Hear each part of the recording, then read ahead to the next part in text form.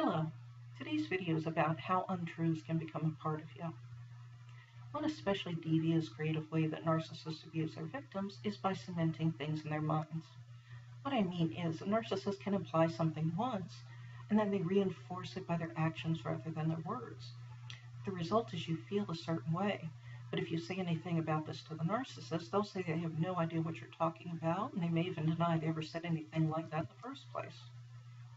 As one example, I have always had a terrible time admitting I don't feel well, taking time to recover, or asking for help. I always felt like I needed to be okay at all times so I don't upset or burden anybody. There's even been times I've wondered if I'm really sick or if I'm faking being sick in spite of the very obvious symptoms. Do you have some false beliefs cemented in your mind too? If so, you're not alone. This sort of thing happens all the time with victims of narcissistic abuse. There's some ways to cope though. As always, I recommend starting with prayer. Ask God for wisdom to help you heal and anything else you can think of. With healing, I firmly believe in getting to the root of the problem. It's the most effective way to resolve a problem permanently. To do this, try to remember the earliest time in your life when you felt this way, and then deal with it from there. I'll tell you what I did. When considering my situation, I thought back to many times that I was sick or injured, and I remembered many times when my mother didn't believe I had any sort of problem unless it was something very obvious. I also thought about how she complained about having to take care of me when I was sick as a child. Like there was a time when I was 5 years old that my mother woke me up one morning by tickling me. In trying to get away from her, I slipped and hit my head on the headboard. Long story short, there was a trip to the ER with several stitches in my scalp. Afterward, my mother took me to the local mall and bought me a coloring book and some crayons, which is something she complained about having to do for years. During the entire experience, my mother didn't comfort me. She was upset and I felt completely responsible for that.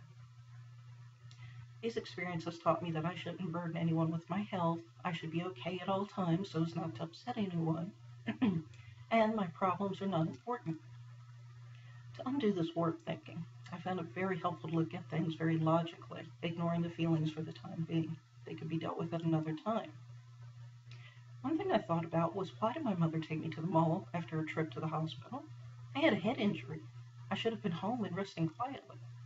She could have asked my father or a friend or a neighbor to go to the mall and get the coloring book and crayons if they were so important. Also, my mother should never have complained to me about how hard that incident was for her or having to take care of me when I was sick. This is the kind of thing parents do. It's just part of the job. Since narcissists love projection, this also makes me think my mother didn't believe me when I've been sick or injured because either she has exaggerated or maybe even faked her own health problems, and she just assumes other people do the same thing. After all this, I can't honestly say I'm 100% okay in this area. I can say, though, that since thinking about these things, I've already gotten some better at admitting when I don't feel well. I haven't needed to ask anyone for help yet, but I think that'll probably be a little easier, too. When you face things, they lose so much of their power over you.